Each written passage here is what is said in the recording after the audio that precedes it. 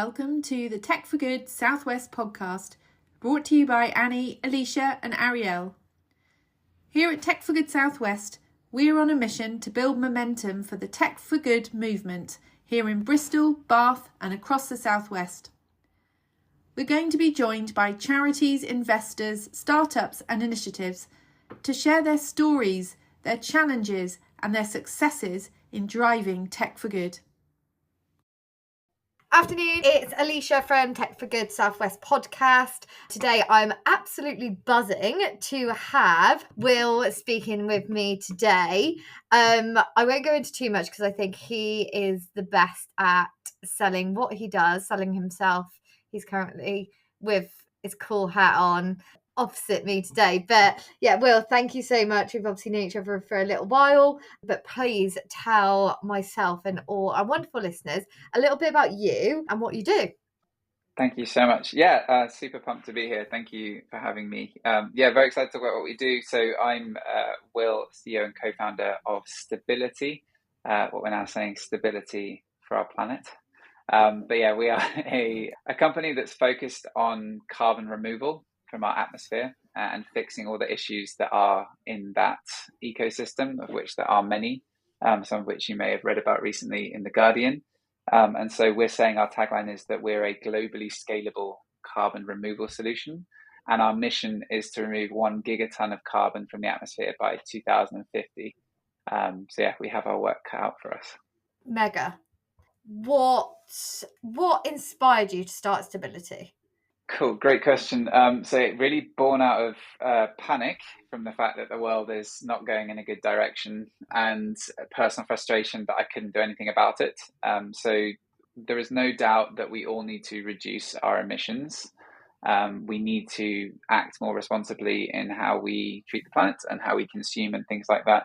There is a great book I recommend everyone takes a look at called Speed and Scale by John Doerr, that when I read that, I really realized what the problems were and how I might be able to do something about it. And that book basically says we need to fix our food supply chain, we need to fix our energy, we need to fix our fuel, all of that. And even if we fix and optimize all of those and reduce emissions, we still need to remove 10 gigatons of carbon out of our atmosphere by 2050. Otherwise, we tip forever into the Anthropocene. So we are still in the Holocene era, which we have been in for 10,000 years, nice and stable. And if we don't fix the rate at which we emit CO2 and capture a lot, then we will continue to basically start getting warmer and warmer, which you're probably all aware of.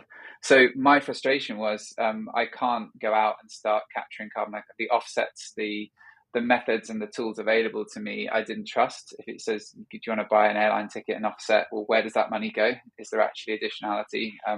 And it turns out that often there isn't. So additionality is there actually new carbon being captured? Or actually, is it just overinflated? Or basically no visibility about what's that planet, where that money went, and realize that that's also why businesses aren't getting involved with this. And a frustration that no one's doing anything about this. We've known about this for a long time, and wondering that if I could get together with some very bright people, could we actually do something to solve this? I guess was the motivation. First of all, it literally blows my mind. And you blow my mind because I feel like it's all so impressive. But your background is not this. So just I don't want to tell everyone, but just say a little bit about where you came from. And I'm not saying came from the womb, but in terms of your background. We can't get so my training is I'm actually a lawyer. I used to be a lawyer by day, entrepreneur by night, but now I'm entrepreneur by day, and lawyer is becoming a bit of a side hustle. So I've been a lawyer for 10 years, and I specialized in blockchain technologies, so what's now being more called Web3 technologies. And that I got very excited about how that could change financial inclusion, money, so get rid of banks making all the money and sitting in the middle, and start to actually spread it around a bit more. Became very passionate about it and really started to build my network in that space then as an advisor, so advising startups from the legal side, regulatory aspect of it, but repeatedly have been described by my clients as an entrepreneur trapped in a lawyer's body. So I feel like finally, after many years of denial and fighting it, I finally succumbed and I'm now doing it full time. Love it. And it's so like, you can come from any background, but do you think this has always been a passion? Obviously, when we speak about climate change, carbon offsetting, and our beautiful planet which is slowly being destroyed, that we all definitely want to change, but it's definitely, I think, been a very, and excuse the pun, hot topic over the past, I'll probably say like 5, maybe even a little bit longer than that, but not a huge amount of time. So where's that like passion come from? Yeah, being honest, I wasn't as environmentally conscious as I am now. My wife always said, she's Canadian, and she's always been immensely hot on this stuff. And her mum like has a whole school in Canada for teaching children about the importance of protecting the environment. I think honestly it was her influence. So we've been married, this will be our 10th year this year.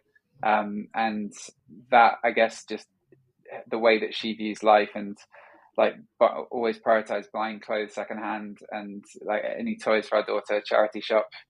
If there's nothing there, then maybe like that. Just that has slowly started to the message started to get through. And you're right, it has been now maybe 4 or 5 years, and I've really started to care. And I think having a daughter as well. I mean, as long as that's such a cliche, but having a daughter now, realizing that, God, like we are, I don't want her to grow up in a climate, in a world that that's awful. And I think that's really changed and brought home to me the immediacy and the importance. I think a great quote I heard was, we're the first generation to feel the effects of climate change and the last to be able to do anything about it.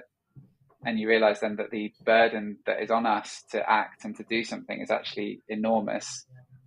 If you look at First Nations in Canada, so again, my wife has some heritage there. When they make decisions, they think 7 generations ahead about how they make policy decisions. And in our culture, we just don't, in politics and things like that, there is no thinking about multiple generations ahead. It is very immediate. And so, reading things like William McCaskill, if you've heard of him, What We Owe the Future, is a great book about starting to think of this like long-termism, I think it's called, and how we need to start acting responsibly, not just for us, but for the future. And then how you get people to actually care about that is really hard, because it's just really hard because it's removed from us. Sorry, that was a bit meandering. It wasn't. It was amazing. And I also think like social media has played a big part in it as well, because we're sharing so much more. Yeah. So everything's so much more visible in terms of we're actually Yeah, seeing definitely. it from polar bears, and like we would never have seen that before. But I definitely think, as we're not as progressive as some countries, I think, but equally we're definitely not the worst. But we all need to do more. I'm with you as well. I definitely wasn't as environmentally conscious. It's really impressive. Everything inside your brain is great. Well, yeah, thank you. I think when you start looking at, and again, we thought, well, why not like be really audacious with this? Like, if we are running out of time, let's do something massive and really start to solve a global issue here. And that's where, if I can talk a little bit about that, where I think we've got our secret weapon. So at the moment, again, putting aside the fact, yes, we need to reduce everything and be better humans. If we need to capture 10 gigatons of carbon from the atmosphere, why are we not capturing a lot more now at the moment? What's stopping farmers and landowners from planting natural assets, which is still the best way to capture carbon? There are machines like the Orca project, which is great, but they're expensive and I don't think they're that scalable in the short term.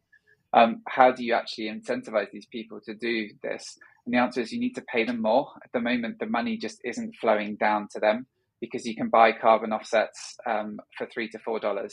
And actually, it's better for farmers or landowners in Brazil to chop down rainforest and plant palm oil, or in the UK, plant crops and sell them, than use their land for planting trees.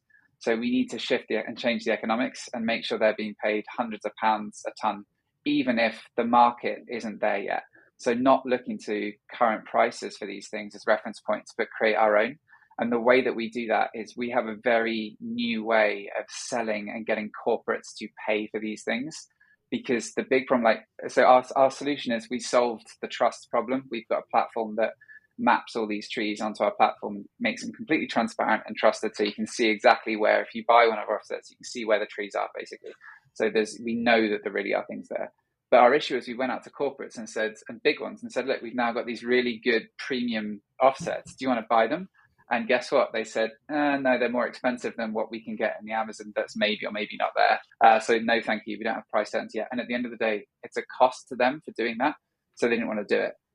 So what we said was, well, instead of us charging you, what if we partner with you? And actually, we give you the ability to pass on that cost to all of your clients through a small charge in your invoices, whatever service you do, or if it's payments, we add a little tiny cost onto every single payment transaction so that it's shared. So for your clients, it's 5-10 quid on an invoice. It's nothing. It's a tiny amount on an invoice. And then suddenly we get a huge amount of money with that because we have the leverage effect of working with law firms, recruitment firms, marketing firms. We get a lot of money in the top of the funnel that we can then use to pay farmers and projects a lot more money than they're currently getting. And that is why we think it's a globally scalable solution. We have a step change in the way that this is going to be done. And that's why we're really excited. Yes. Mic Got going drop. there, didn't I? Yes. And I know that we've spoke about it briefly, but especially within sort of the tech for good sector, it's booming, and it has done, and especially what we've seen in the Southwest. But if you're comfortable speaking about, I'd love to just talk about like investment, because there's a big problem around funding at the moment. A lot of people know, and it's companies can get the multi-million pounds worth of funding, but it's those starting up just getting that small amount who don't necessarily want to have those multi-millions over their head, the stresses, the worries of paying that back, or don't need it. Yeah, would love to share with our listeners on how you've raised investment, or how you're then going to raise even more so. Yeah, there is a great line in Jerry Maguire. If you've seen that wonderful film with Tom Cruise, where he says, "It isn't up at dawn, pride swallowing siege that I will never fully tell you about." So the fundraising experience, so we're very lucky that we worked. So we're incubated by Cello, which is one of the really big blockchains, and their twin pillars are financial inclusion and the environment. And we had this great lady, Maria Allegra, and Flory Ventures, basically write us an impact check right at the beginning. So we went through their grant program. We showed them that we had the technical ability to build this innovative platform, and we got some grant funding. And then we got her to say, "Okay, I'd love you guys, like to trust the team, trust the vision.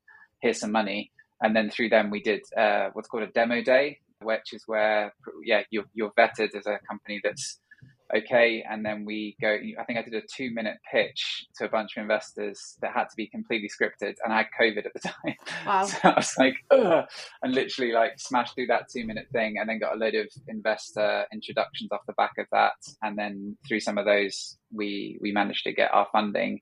The biggest issue that I've come up around as a young company is valuation, is understanding what the value of your company is when you are pre-revenue and pre-product. I mean, we've got an MVP out there, but we're not fully.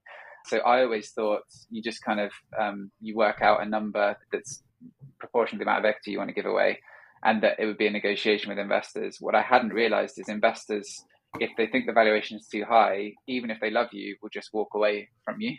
And there isn't a discussion. And I guess the big learning that was that when we raised our pre-seed rounds, that we're calling pre-seed rounds, last year in March, the market was very different, and right now the market is very depressed. So there is not much liquidity, so not much money floating around, and the valuations are being pushed down. So investors can be much more aggressive with their terms. So we've actually said no to several investors that are coming in and trying to be too aggressive, and saying that actually, and we didn't give too much away.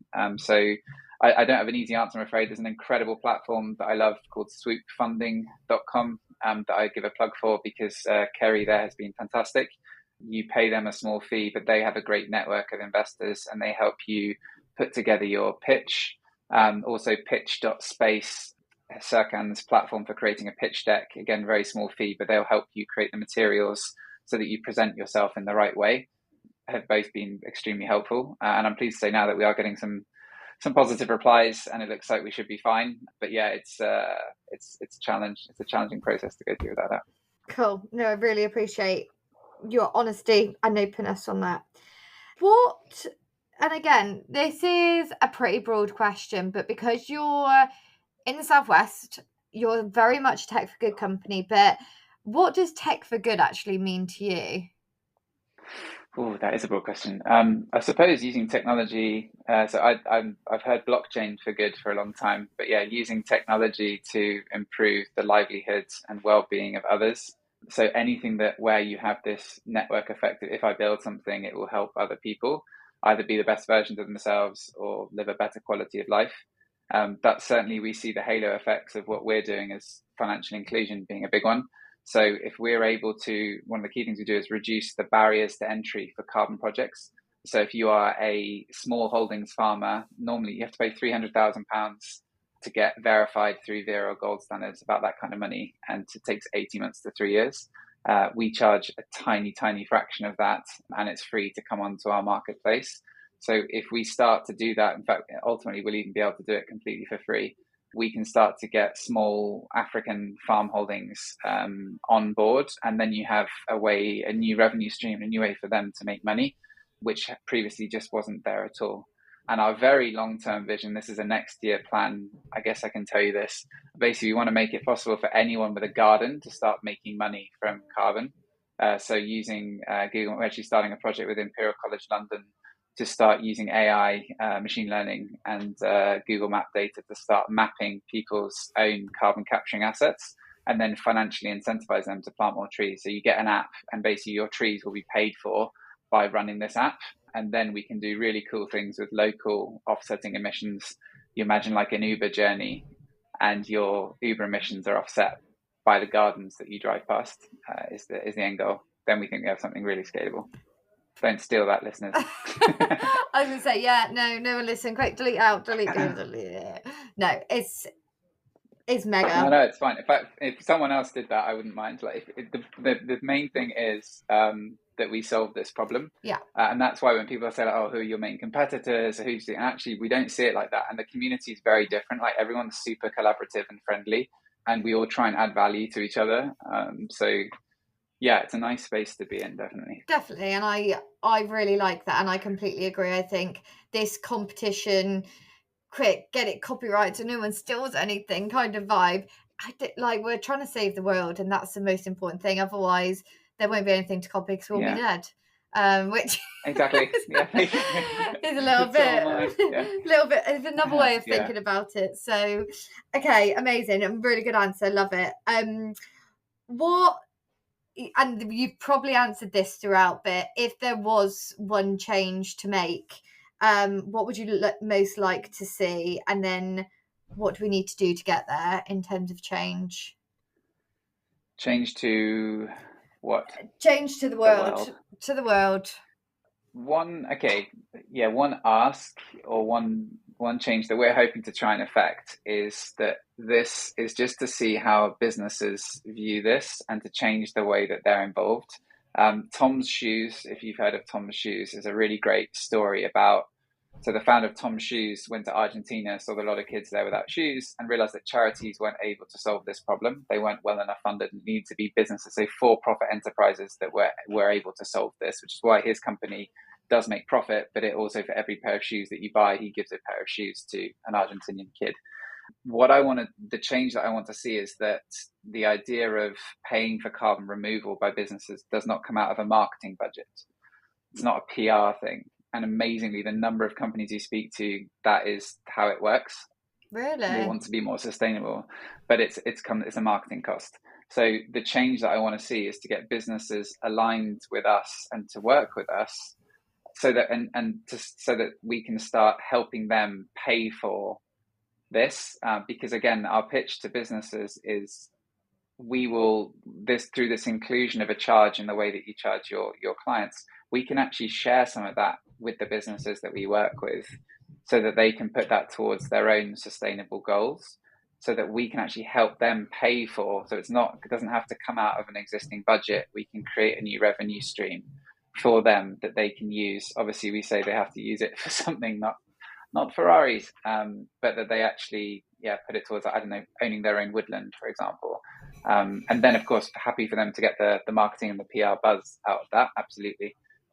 So yeah, I guess the change I'd like to see is a shift in mentality with businesses to get them on board with this, and to the extent we can remove the obstacles and the economic restrictions on doing so, then that would be great.